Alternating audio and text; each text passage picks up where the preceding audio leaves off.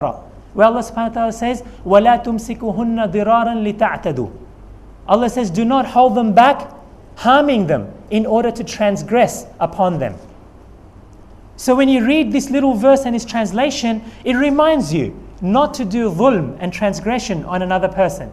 So this extent of the Qur'an, we can all benefit when we recite the meaning of the Qur'an in its translation or Arabic we understand. If we, for more benefit of the Qur'an, of course, we need to turn to the scholars in our locality or wherever we may be in order to benefit from their knowledge and from the tarbiyah as well. And let's remember that the knowledge of Islam is not just cold hard facts that you get from the Qur'an, from the computer, but rather it is also a tarbiyah, a development, a nurturing that we get from the scholars in person as well.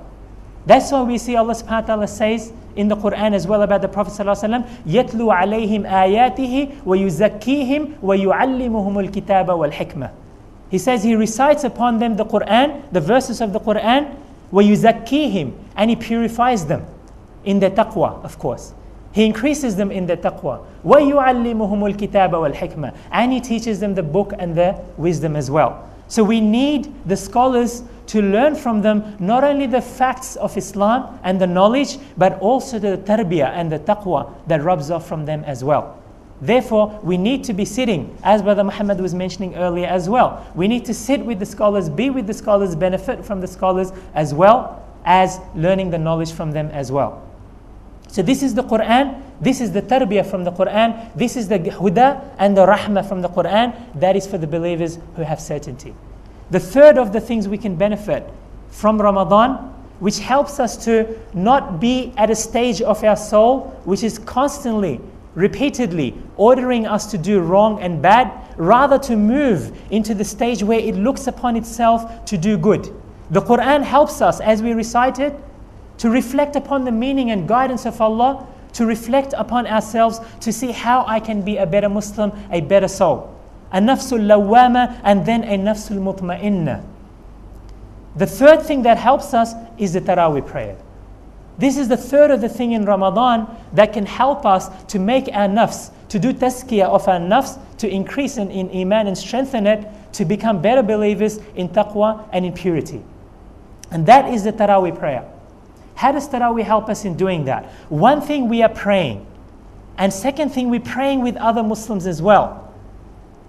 So having developed that relationship with Allah subhanahu wa ta'ala and His guidance, and having improved ourselves as well, then we come to the Taraweeh where we are improving our relationships with the rest of the Muslim community.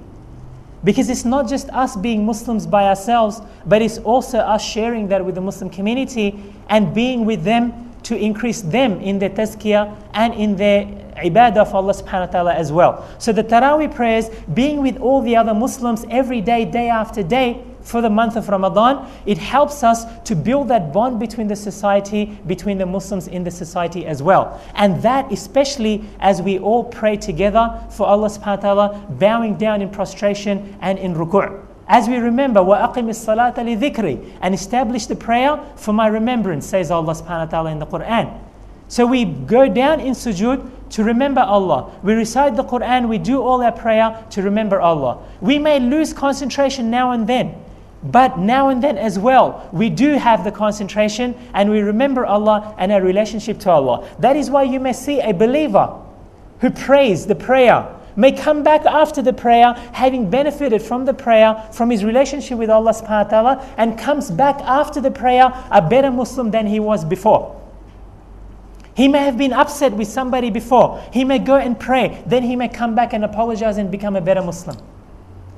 So this prayer, we all come together to do this much tazkiyah of our nafs. And as Allah subhanahu wa ta'ala says about the prayer as well, إِنَّ الصَّلَاةَ تَنْهَى عَنِ الْفَحْشَاءِ وَالْمُنْكَرِ, that the prayer, it prevents you from obscenities and objectionable matters, haram things. So this is what we gain and benefit from the prayer, and we do it with the Muslim community. So this Tazkiyat-un-Nafs, it is not only amongst us, but we meet other brothers as well. Now as we all prayed here, after finishing the prayer, we had a chance to meet the other people who came to pray as well. Even though we may disagree on something or another about Islam or whatever it may be, at least we know that doing salam, it is compulsory to every believer. So when you do salam, from the bottom of our hearts, we know that that is a Muslim, that is a believer, despite whatever differences we may have. And that smile ought to come from the bottom of our heart for another believer with whom we share at least the fundamentals of our religion. It believes that it actually enhances that tazkiyah in the whole community with each member who is himself a better soul. As I said, our nafs can be in one of these stages. And as the scholars said about nafs al-lawwama, that the nafs, it's hal min al-ahwal, it can be in one stage, another stage. It can go here and there. That's why the Prophet constantly used to do dua.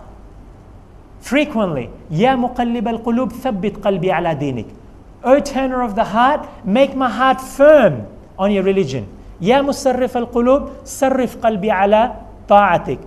O turner of the heart, or director of the heart here and there, turn my heart onto your obedience. Direct my heart onto your obedience. So this is how our heart is. Our soul can go from any stage, one stage to another. It can flip any moment. That's why the scholars directed us to do the dua all the time, to ask Allah subhanahu wa ta'ala for a husn al-khatimah, that we all die on a good death. Meaning a death obeying Allah subhanahu wa ta'ala as good Muslim, and inshaAllah as a nafsul mutma'inna, as a soul that is content. And as the scholar said, for the nafsul mutma'inna, these verses in Surah Al-Fajr, that O you content soul, tranquil soul, return to your Lord, pleased and pleasing. Enter with my slaves, enter into my Jannah. These final verses of Surah Al-Fajr, as the scholars said, these will be said to the believer, to that nafsul mutma'inna, at the time when its death comes to it, and on the day of judgment, as it is welcomed into the Jannah. Wouldn't we all like to be at this stage? Because that stage would make our dunya, our life in this dunya, a comfortable, tranquil presence here. Not only for us, but also for the society around us, for Muslims and for non-Muslims as well.